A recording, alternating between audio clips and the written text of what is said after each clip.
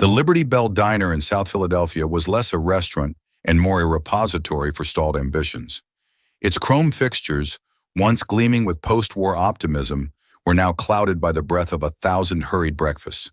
The red vinyl on the booths, cracked and webbed like dry riverbeds, held the ghosts of countless conversations.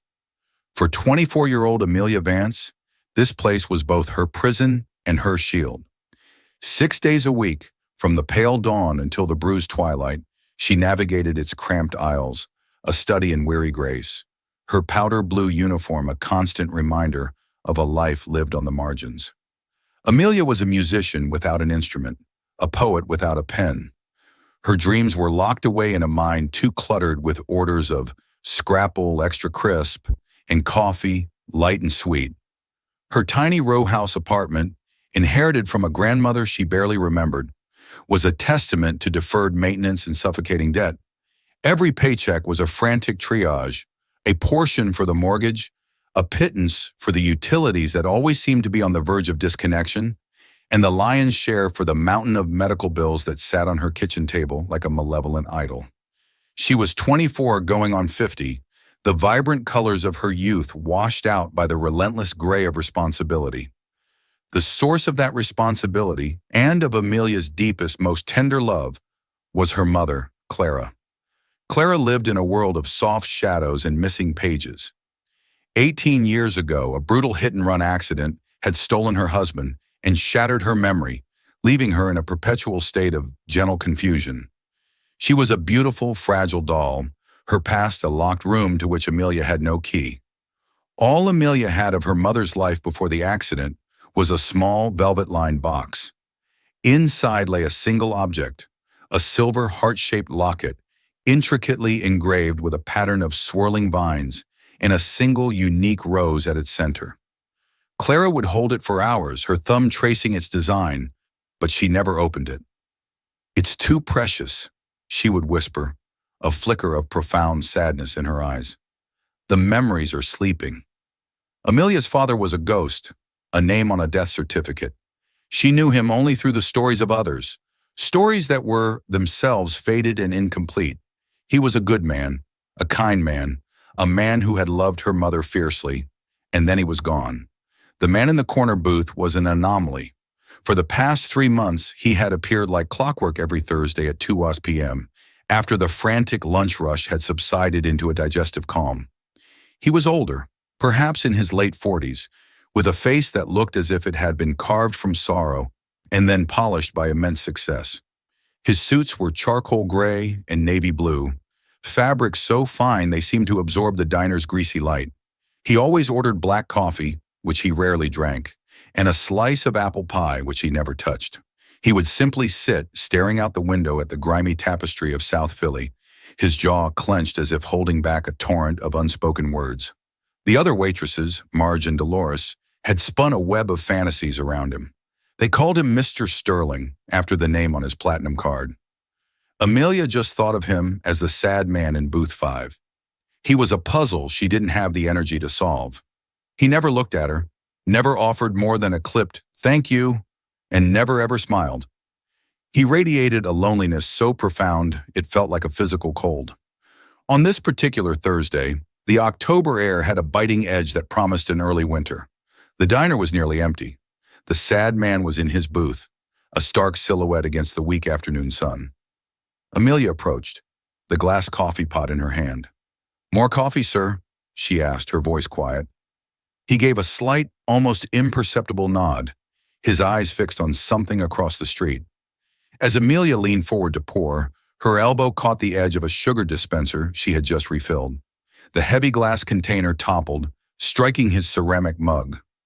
The collision sent a wave of hot black coffee cascading over the table and directly onto the crisp white cuff of his shirt and the sleeve of his expensive suit. "Oh my God, I am so sorry," Amelia gasped, her cheeks flushing with shame. She grabbed a fistful of napkins, her hands trembling. "I'm so sorry. Let me get a cloth. I'll pay for the cleaning, of course." She braced for the inevitable flash of irritation, the cold dismissal she had come to expect. But it didn't come. Instead, for the very first time, He turned his head and looked directly at her. His eyes were a startling shade of gray, like a stormy sea, and they were wide with an emotion she couldn't decipher. It wasn't anger. It was something else. Shock. It's, it's fine, he stammered, his voice a low, gravelly thing she'd never truly heard before. He dabbed at his sleeve with a napkin. As he reached across the table, his suit jacket shifted, and that was when Amelia saw it. Hanging from a heavy silver chain around his neck, partially tucked into his shirt, was a heart-shaped locket. It was tarnished with age, but the design was unmistakable. Swirling vines, and at its center, a single unique rose, identical to the one on the locket in the velvet box at home. The world tilted on its axis. The clatter of the sugar dispenser, the hiss of the coffee pot, the distant rumble of traffic. It all faded into a deafening roar in her ears. Her breath hitched. Her entire universe narrowed to that piece of silver. It was a perfect match. An impossible, perfect match. The coffee pot slipped from her nerveless fingers, hitting the linoleum floor with a sickening crash. Brown liquid and glass shards sprayed across the worn tiles. The few customers in the diner turned to stare. From the kitchen, her boss, Sal, bellowed her name. But Amelia didn't hear him. She could only stare at the locket, the design her mother traced with a loving, vacant tenderness, the only tangible piece of her past. Her voice, when it came, was a raw, disbelieving whisper that barely disturbed the air. That's my mom's." Time itself seemed to hold its breath. The silence that followed the crash was absolute, broken only by the frantic, panicked beating of Amelia's own heart. Arthur Sterling froze, his hand hovering over his coffee-stained cuff. His stormy gray eyes snapped from the shattered pot on the floor, up to Amelia's face. He saw her wide, tear-filled eyes, her parted lips, her entire being focused on the piece of silver resting against his chest. "What did you just say?" he asked. The word was a blade, sharp and precise, stripped of any emotion but a raw, dangerous intensity. Amelia's hand trembled as she lifted it, pointing a shaky finger. "The locket," she breathed, the words tumbling out. "The design. The rose. It's my mother's. I have one just like it. It's the only thing she has left of her past." A storm of emotions passed over Arthur's face. It began with pure, unadulterated shock, which quickly hardened into disbelief, and then, like a portcullis slamming down, was replaced by a cold, impenetrable mask of denial. With a swift, almost violent motion, he tucked the locket completely under his shirt, a gesture that was both fiercely protective and brutally dismissive. "That's impossible," he said, his voice flat and devoid of the crackle of energy it held a moment before. "You're mistaken." "No," Amelia insisted, taking a half step forward, heedless of the glass crunching under her worn sneakers. "I'm not. Her name is Clara. Clara Vance. Please, you have to tell me how you have that." The mention of the name Clara struck him like a physical blow.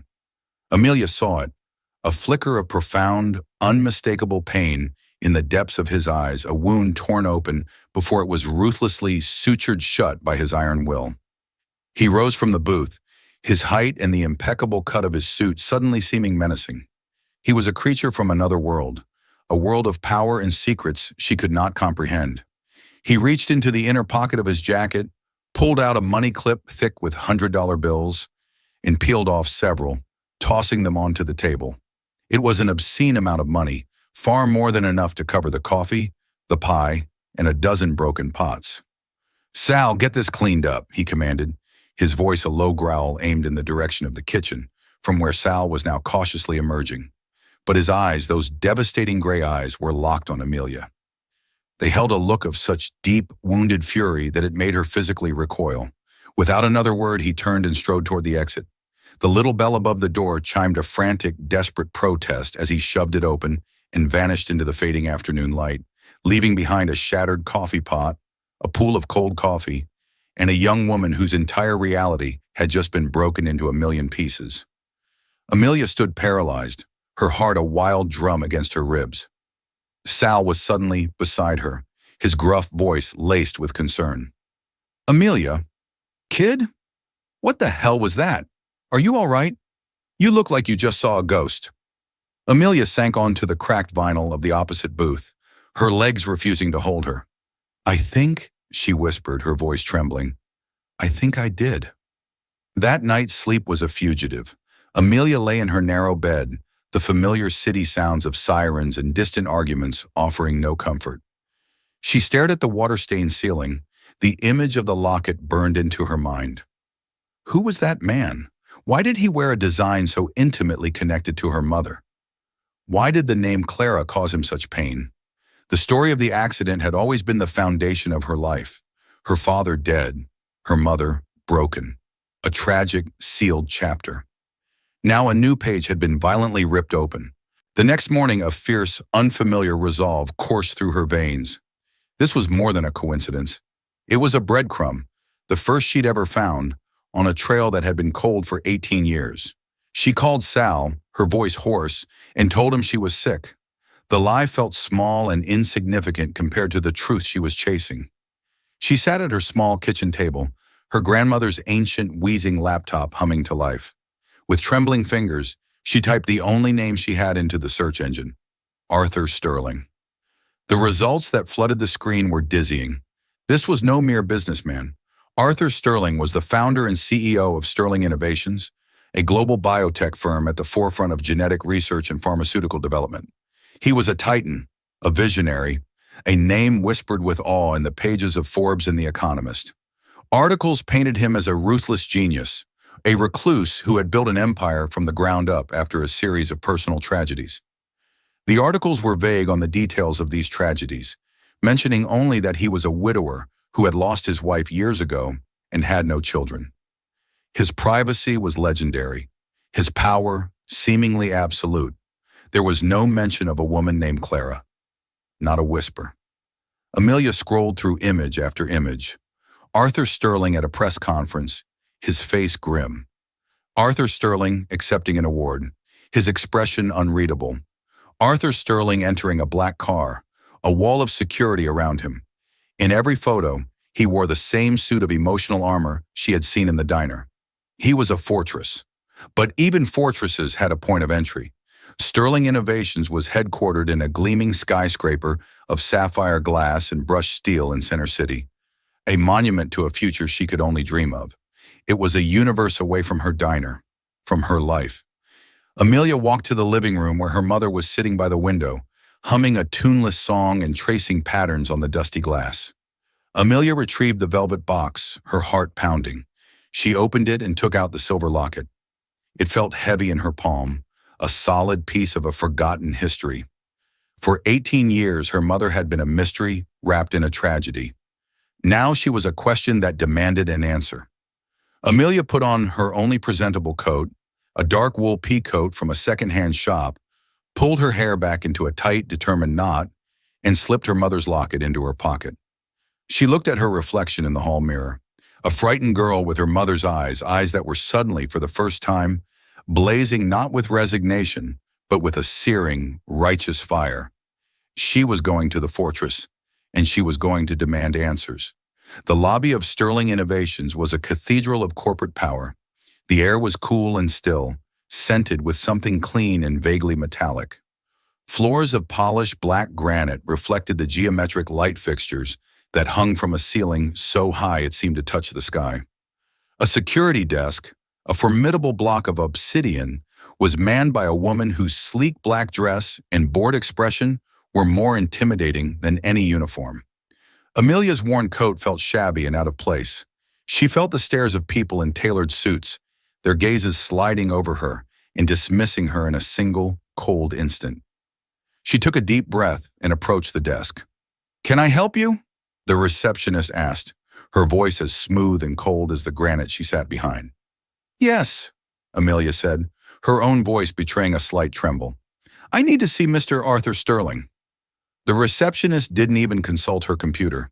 She simply arched a perfectly manicured eyebrow. "Do you have an appointment?" "No, I don't. But this is a deeply personal matter. It's an emergency. Mr. Sterling does not accept unscheduled visitors. I can connect you with his executive assistant if you'd like to leave a message." "No, you don't understand," Amelia pressed, her desperation rising. "I have to see him. If you could just tell him it's Amelia Vance from the Liberty Bell Diner." A ghost of a smirk touched the receptionist's lips. The absurdity of the request was palpable. A waitress from a greasy spoon demanding an audience with a demigod of industry. "I'm sorry," she said, her tone dripping with finality. "That's not going to be possible." She turned her attention back to her screen, a clear and brutal dismissal.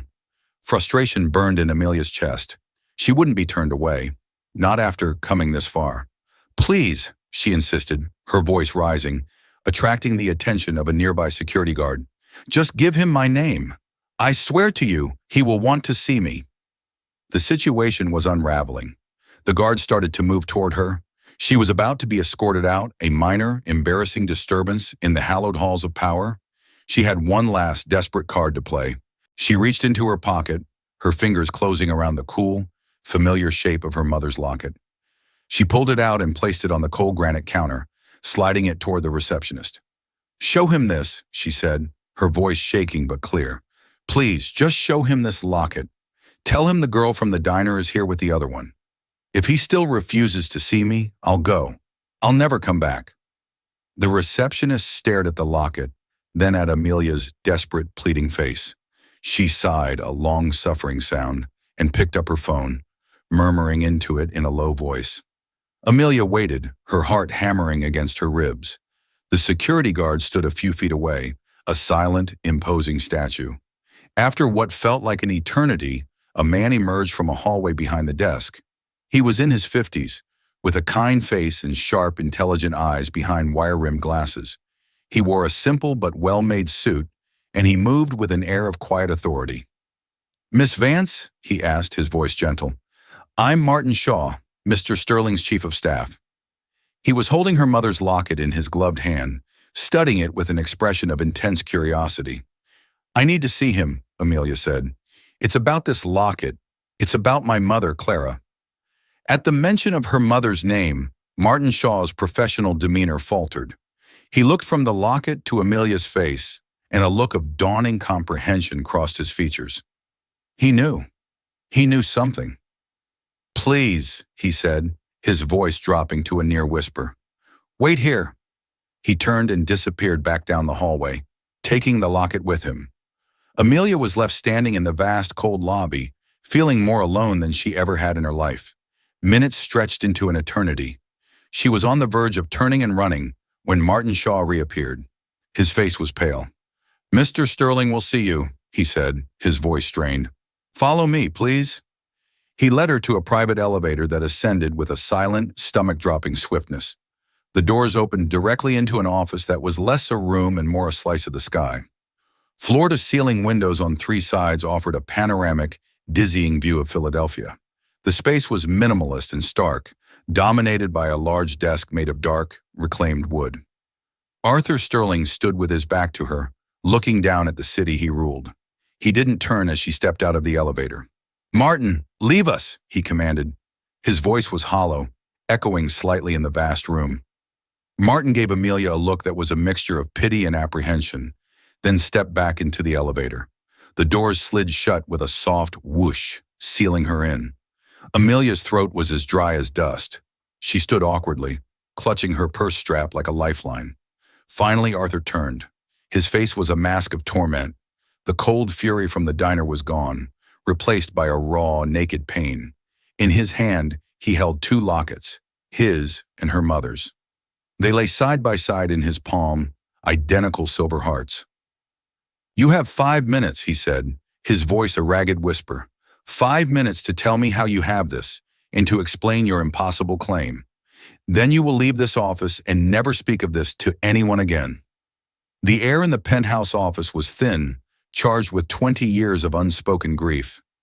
Amelia's fear was a cold knot in her stomach, but it was overshadowed by a fierce, protective love for her mother. She would not be silenced. "It's not an impossible claim," she began, her voice gaining strength with each word. "That locket belongs to my mother, Clara Vance. The other one you're holding, the one from my pocket, is hers too. It's all she has left from her life before the accident that took her memory 18 years ago. An accident that killed my father." She watched his face, searching for a reaction. His expression was guarded, his gray eyes shadowed and unreadable. I spent my entire life believing that story, Amelia continued, her voice trembling slightly. And then I saw you, in my diner, wearing its twin. You have to tell me how. You have to tell me what you know about my mother. Arthur walked slowly to his desk, his movements heavy, as if wading through a current of painful memories. He placed both lockets on the polished wood, the soft click echoing in the silent room. He didn't look at Amelia, but stared out at the city below, his gaze fixed on a distant, invisible point in his own past. Her name wasn't Vance, he said, his voice low and rough with emotion. It was Dubois, Clara Dubois. Amelia frowned, a seed of confusion planting itself in her mind. No, that's not right. My name is Vance.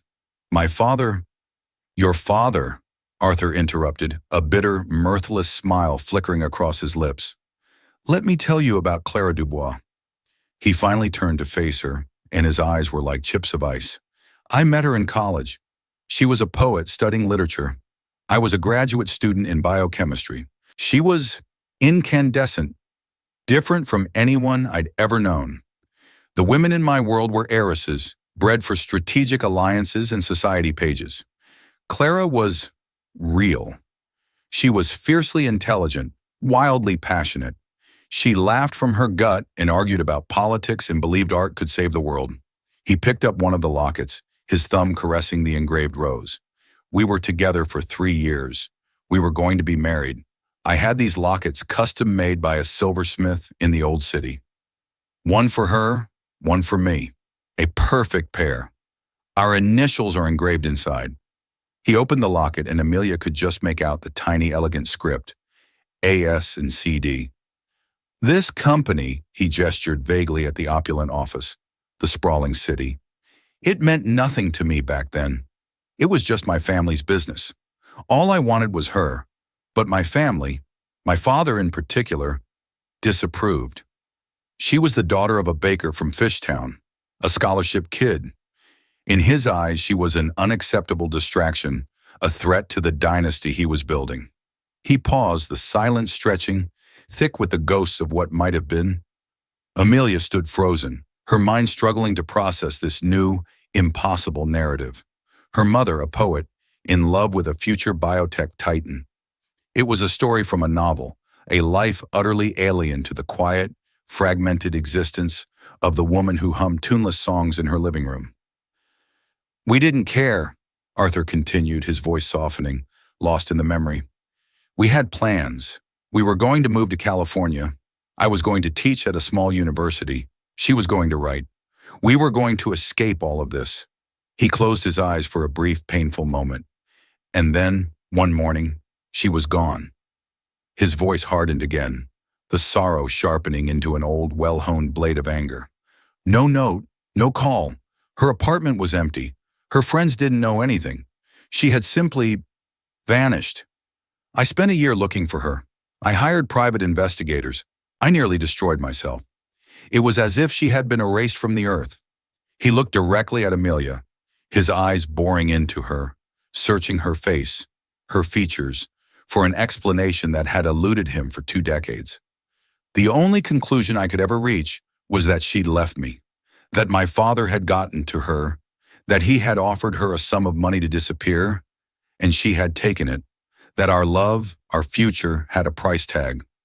That belief, he said, his voice dropping to a raw whisper, it hollowed me out. It's what made me who I am. I poured all of that rage, that sense of betrayal into this company. I built it into an empire, a fortress of solitude, to ensure that nothing and no one could ever touch me like that again. The story settled over Amelia, a beautiful and tragic shroud. Her heart ached for the young man he had been, and for the mother she never knew. I don't understand, Amelia stammered. My father, the man I thought was my father, David Vance. My mother's caregivers told me they met after her accident. He was a paramedic who helped her. They said they fell in love while she was recovering. They had me, and then he was killed in that hit and run. Vance, Arthur repeated the name, his voice laced with contempt. So that's the name she took. A new life, a new man, a child. The implication was a dagger aimed at Amelia's heart. In his version of the story, her very existence was the final, irrefutable proof of Clara's betrayal. He saw her not as a daughter searching for her mother, but as the living consequence of the lie that had defined his life. Amelia felt the floor give way beneath her. Could it be true? Could the vibrant, passionate woman Arthur described have simply sold their future, created a new life, only to have that one destroyed too? The thought felt like a betrayal of the fragile woman she cared for every day. But something was wrong.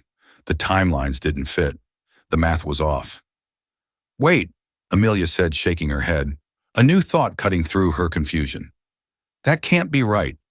You said she disappeared, and then you spent a year looking for her. The accident that took David Vance and my mother's memory, that was 18 years ago. I'm 24. The timing makes no sense." Arthur stared at her, the cogs of his formidable mind beginning to turn, reprocessing the data, searching for the error in his long-held equation. "The story I was told," Amelia pressed on, her voice gaining a desperate conviction, "is that they were married for years before I was born. If she left you, 25 years ago as you say, then how could I be 24? How could she have been with David Vance?" A new, more terrible possibility began to dawn in the room, a truth far darker than simple, mercenary betrayal. "You're wrong," Amelia said, her voice ringing with certainty. "Someone is lying. Or everyone has been lied to. You have the power, the resources. If you ever truly loved her, if a single part of you needs to know the real truth, you'll help me. Because my mother wouldn't just leave, and she wouldn't have abandoned the person she loved." Arthur turned away from her, a storm raging behind his eyes. The comfortable narrative of betrayal he had clung to for a quarter of a century was being systematically dismantled by a 24-year-old waitress from South Philly. Her existence, her age, the locket in her pocket, they weren't evidence of a crime. They were clues to a deeper, more sinister mystery. For a long, agonizing moment, the only sound was the whisper of the building's ventilation. Arthur Sterling, a man who controlled markets and manipulated molecules, was confronted with a truth he couldn't bend to his will. He stared at Amelia, at her defiant stance, her threadbare coat, and above all, at her eyes. They were a shade of blue he hadn't seen in 25 years. They were Clara's eyes. He sank into his massive leather chair, the fight and fury draining out of him, replaced by a deep, soul-crushing weariness. He looked at her, truly looked at her, and saw not the ghost of a betrayal, but the ghost of a possibility. He pressed a button on his intercom. "Martin," he said, his voice heavy with exhaustion, "cancel the rest of my day, and get our security chief up here. Now." He released the button and fixed his gaze on Amelia. The ice in his eyes was beginning to melt, revealing an ocean of pain beneath. "I will make some inquiries," he said, his voice strained. "I will look into David Vance. I will re-examine the records of my father's financials from that year. Do not get your hopes up. The past is a monster. You may not like what we find." "The truth," Amelia said simply, her heart fluttering with a terrifying, fragile hope, "is better than a lie." The next 3 days were a masterclass in suspended animation. Amelia went through the motions at the diner, her mind 1,000 miles away in a glass tower overlooking the city. Sal watched her with worried eyes but didn't ask questions, a silent act of kindness for which she was profoundly grateful. On the 4th day, as she was wiping down the counter after the lunch rush, her phone rang. It was an unlisted number. "Amelia, it's Arthur Sterling. Be at my office in an hour." The line went dead. Her hands shook so badly she could barely untie her apron. An hour later, she was back in the penthouse, but this time she was led to a conference room. The long glass table was littered with documents, financial reports, and faded photographs. Arthur and his chief of staff, Martin Shaw, were standing at the head of the table. Arthur looked older, as if he had aged a decade in the last 72 hours. "We found things," he said, his voice grim, dispensing with any preamble. "David Vance. He existed, a paramedic, as you were told. But he died 3 years before the accident that supposedly injured your mother. He was a widower with no children. Amelia stared at him, uncomprehending. But that's not possible. He was there. He raised me for 6 years.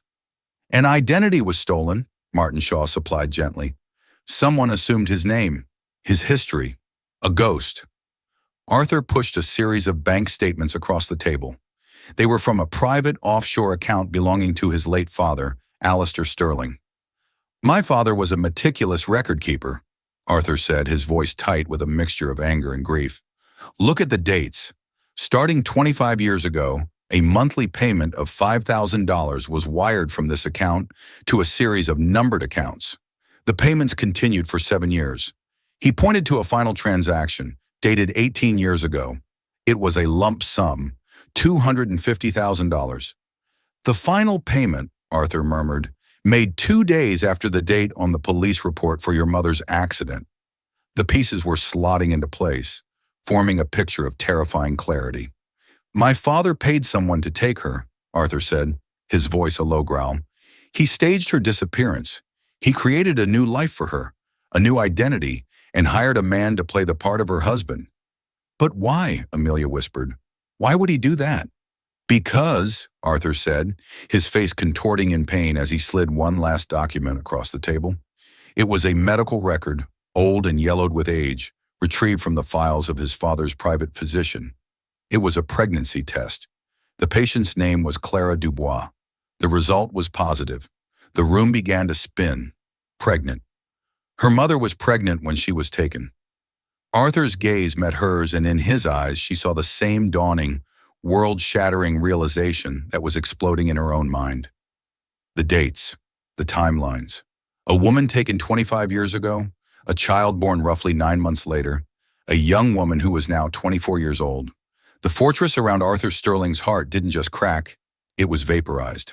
The anger, the betrayal, the bitterness he had nurtured for a quarter of a century, it all dissolved in a tidal wave of gut-wrenching truth. He wasn't just looking at the daughter of the woman he loved. He was looking at his daughter. The revelation was a sonic boom that left a ringing silence in its wake. Amelia gripped the back of a chair to keep from collapsing, her mind frantically trying to stitch together this new, impossible reality.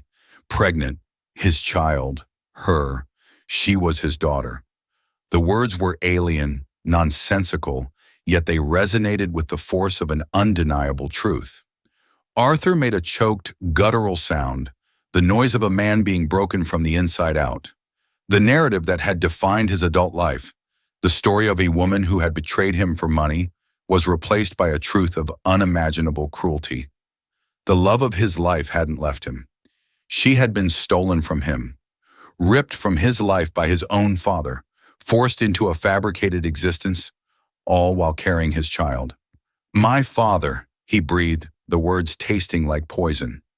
He looked at Amelia, his stormy eyes wild with a desperation that stripped away the years and the billions, revealing the wounded young man he had been. He saw the curve of her jaw, the shape of her eyes, the set of her lips. He saw Clara, and for the first time, he saw himself. The accident, he said, his voice a raw whisper. The final payment, it was a lie to cover the final lie. His mind, always 10 steps ahead, was racing through the implications. He paid the man, this David Vance, to stage an accident, to create a reason for Clara's memory loss, to sever the final ties to her past. And then Vance was supposed to disappear with his $250,000 payment, leaving a traumatized woman and a 6-year-old child behind. He was supposed to leave, Amelia repeated, the horror of it dawning on her. But he didn't die in a hit and run. He just left. He abandoned us. The silence that followed was heavy with the weight of this final, pathetic betrayal. A hired stranger had taken his payoff and simply walked away from a little girl and the broken woman he was paid to protect. Suddenly, Arthur's grief coalesced into a white-hot point of rage, a rage directed not at Clara, but at the father who had orchestrated this monstrous deception, and at himself for believing it, for letting her go. He turned to Martin Shaw, his expression terrifying in its intensity. Get me everything on this phantom, this David Vance. Every credit card transaction, every traffic ticket, every alias. I want to know where he is. I want to know what he's been doing for the last 18 years with my father's money, and I want him found. Yesterday. The drive back to South Philly was a silent, surreal journey. Arthur had insisted on driving Amelia home, a silent chauffeur in a glossy black sedan that was as out of place on her street as a spaceship. She didn't know what to say. He was her father, a stranger, a billionaire who had, hours ago, been nothing more than the sad man in booth 5. When they pulled up to her small, shabby row house, he cut the engine. For a long moment, neither of them spoke. "I have to see her," he finally said, his voice thick with emotion. Amelia's heart hammered against her ribs. She won't know you, Arthur. Her memory it's gone." "I don't care," he said, his gaze fixed on the front door of the house. "I've lost 25 years. I'm not losing another minute." Clara was in the living room, sitting in her favorite armchair, the silver locket resting in her lap. She looked up as they entered, her blue eyes, so like Amelia's, clouded with a gentle confusion. She smiled sweetly at her daughter, then looked at the tall, imposing stranger beside her. Arthur stopped just inside the doorway, his breath catching in his throat. It was her, older, more fragile. The vibrant light he remembered dimmed to a soft glow, but it was her. Clara. He took a hesitant step forward. "Clara?" he whispered, the name a prayer on his lips. She tilted her head, a flicker of something, not memory, but a deeper, cellular recognition, stirring in her eyes. Her gaze dropped to his chest, to the spot where his own locket lay hidden beneath his shirt. Slowly, as if in a trance, Arthur reached into his shirt and pulled out the silver heart. He held it out in his palm. Clara's eyes widened. She looked from the locket in his hand to the identical one in her lap, her brow furrowed in concentration, her lips parted. A single word, a faint, dusty echo from a locked room in her mind, escaped. "Allie?" The name shattered the last of Arthur Sterling's composure. The dam of a quarter century of grief, guilt, and stolen love finally broke. A deep, ragged sob tore from his chest. The titan of industry, the genius, the fortress of a man, crumpled. He sank to his knees on the worn floral carpet of the tiny living room, his head in his hands, and wept. He wept for the woman he had lost, for the lies he had believed, and for the daughter he had never known. A daughter who had been there all along, a living testament to a love he thought had been betrayed. The sound of Arthur's weeping filled the small, cluttered room. It was the sound of a heart breaking and healing all at once, a raw and primal agony that transcended time and loss. Clara watched him, her expression one of profound confusion and a strange, nascent empathy. A forgotten instinct told her this man's sorrow was somehow connected to her own. Amelia stood frozen, a spectator to the collision of her past and her present. This powerful, broken man on his knees was her father. The idea was still too new, too fragile to fully grasp. Her own tears fell, silent tears for the mother she had only ever known as a shadow, for the father she was just meeting in his moment of utter devastation, and for the vast, barren expanse of the years that had been stolen from them all. Slowly, hesitantly, Amelia moved to Arthur's side. She knelt on the floor beside him, her worn jeans brushing against the impossibly fine wool of his suit. She didn't know the words for this, the language for comforting a stranger who was her flesh and blood. She simply reached out a trembling hand and placed it on his shaking shoulder. At her touch, a simple, compassionate gesture that asked for nothing in return, he flinched as if the contact carried an electric charge. Then slowly, as if fighting against the crushing physical weight of a quarter century of compounded regret, he looked up. His face was a ruin of grief, a landscape ravaged by the sudden, brutal earthquake of the truth. The carefully constructed fortress of the stoic billionaire had been razed to the ground in an instant, leaving only the raw, exposed sorrow of the young man he had once been, a man who had loved with his whole soul. His stormy gray eyes, usually so impenetrably guarded and cold, were red-rimmed and overflowing, the unshed tears of 2.5 decades now carving hot, desperate tracks through the stoic mask of his composure. And through that distorting blur of tears, he looked at her, truly, fundamentally saw her, for the very first time. It was no longer a superficial glance at a waitress, a professional assessment, or even a pained look at a ghost of his past. It was a father seeing his child in the flesh. He saw the impossible, perfect fusion of two lives he had believed were forever severed. He saw Clara's untamable spirit in the defiant set of her chin, a resilience that had clearly weathered unimaginable storms with a quiet grace he could only marvel at. He saw his own fierce, stubborn determination etched into the line of her jaw, a refusal to be broken that he recognized with a jolt of pained, paternal pride. He saw the precise curve of her lips, so like her mother's just before she would share a secret or a line of poetry, and the piercing, analytical intelligence in her eyes, a direct inheritance from them both. In this beautiful, strong, and visibly tired young woman, he saw their love made manifest, a living, breathing testament to a bond that had miraculously survived lies, time, violence, and even death. The realization was a secondary shockwave, as powerful and world-altering as the first. "I am so sorry," he choked out, the words not merely spoken, but clawed from the deepest, most guarded vaults of his soul.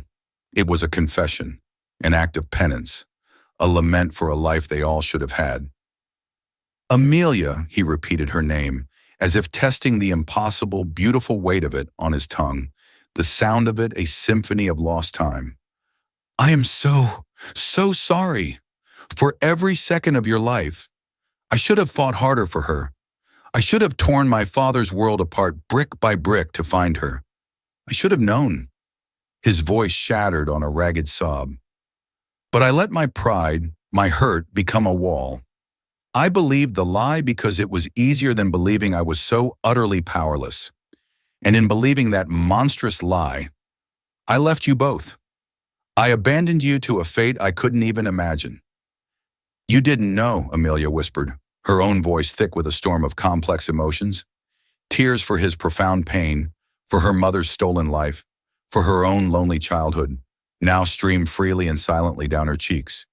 But her hand on his shoulder was steady, a small but resolute anchor in his raging sea of guilt. "He built a prison of lies around everyone. My entire life was a story he wrote. Everything she endured.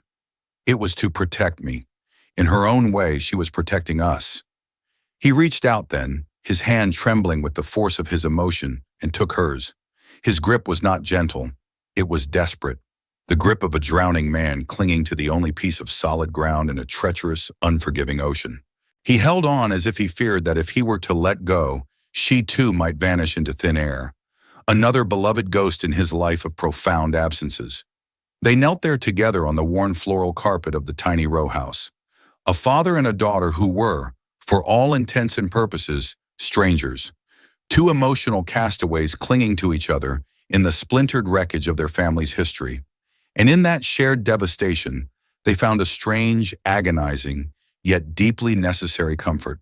The days that followed were a disorienting blur, a surreal collision of two vastly different worlds. Arthur's universe, a place of silent efficiency, limitless resources, and quiet, formidable power, descended upon Amelia's small, cluttered life with the force of a gentle but unstoppable tide. Her quiet row house, with its creaking floors and faded wallpaper, became an unlikely command center.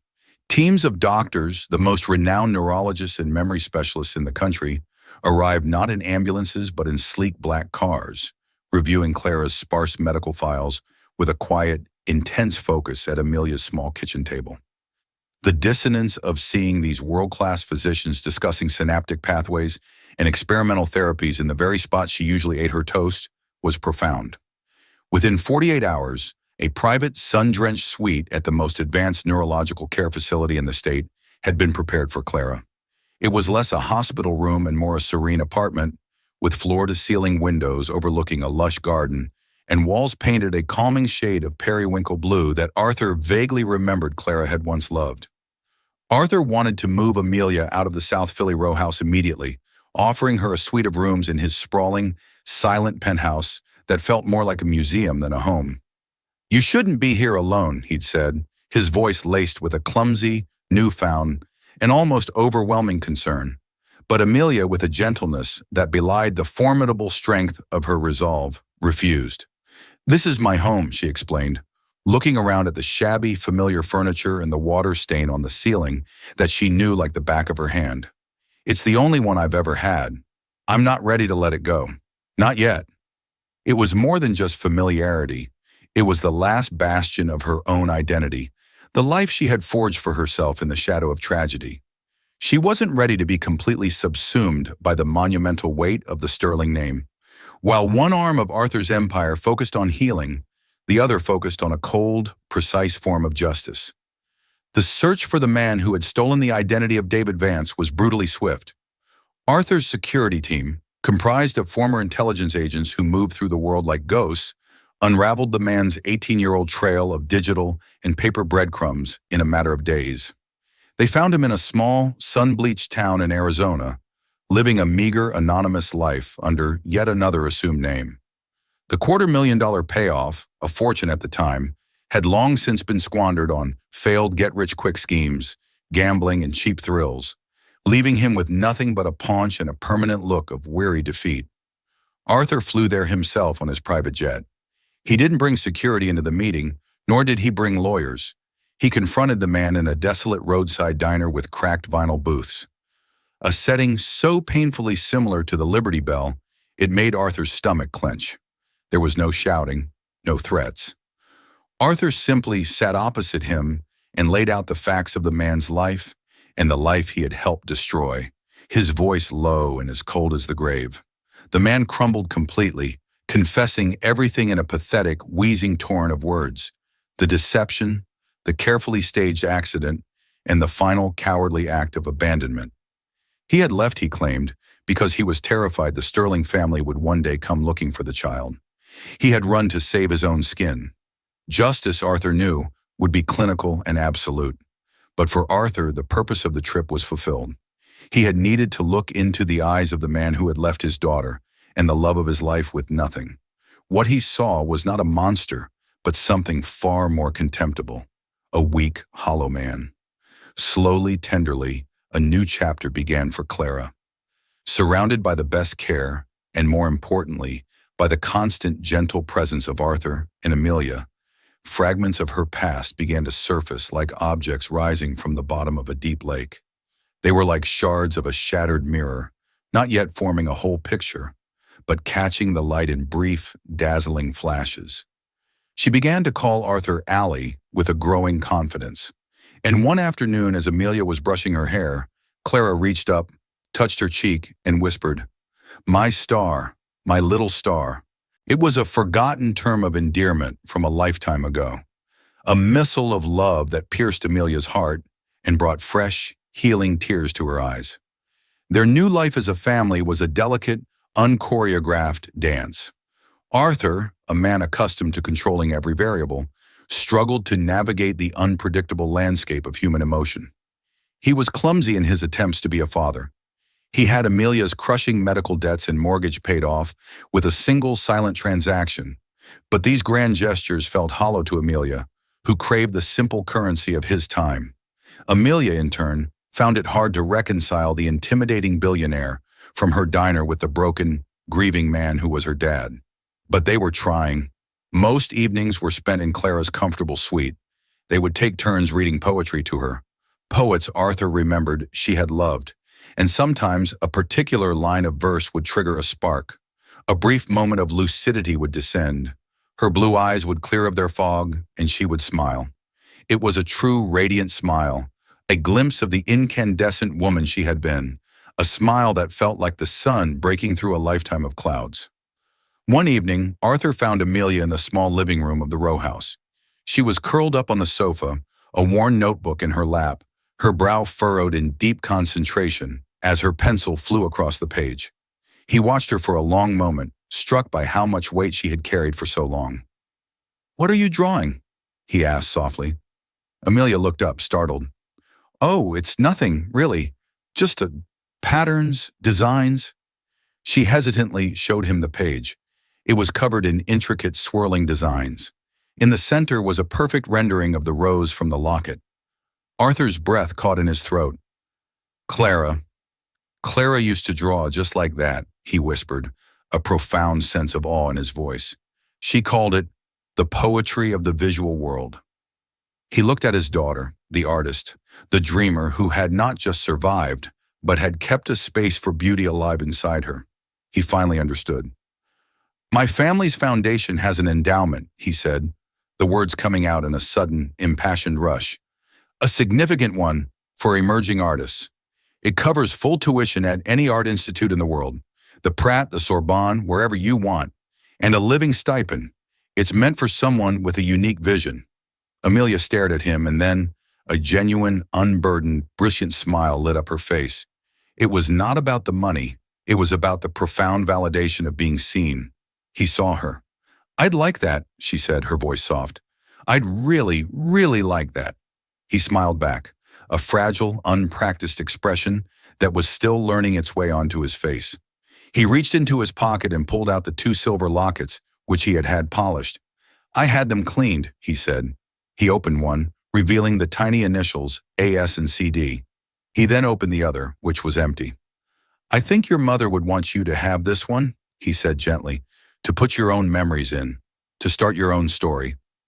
Amelia took the locket, its silver surface bright and warm from his touch.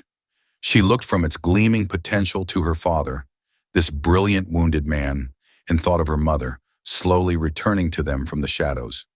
Her mother's story was no longer a void. It was a testament to a love that had been buried but had never died. And her own story, she realized with a sudden, soaring clarity, was no longer defined by a past she couldn't remember. It was about a future she was finally free to design for herself, with a father by her side and a mother's unbreakable love as her guide. It would not be a simple path, she knew, but for the first time in her life, it was a path illuminated by an undeniable, brilliant hope, a clean page waiting for a new, more beautiful pattern to be drawn.